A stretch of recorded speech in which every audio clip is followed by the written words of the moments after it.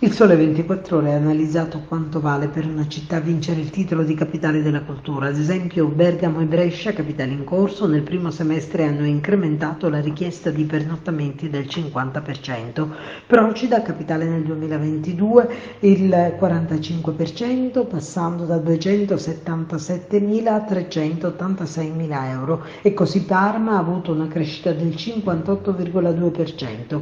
Uno studio della Fondazione Scuola dei Beni e delle Attività culturali con un'apposita ricerca ha inoltre valutato su quali ambiti e in che misura gli esiti dell'iniziativa risultino percepibili nel tempo. Proprio su questo vogliamo oggi soffermarci noi, nella considerazione che l'appuntamento con il 2025 non è un anno isolato, ma un investimento per il futuro, e ogni investimento necessita di una visione concreta e a lungo raggio.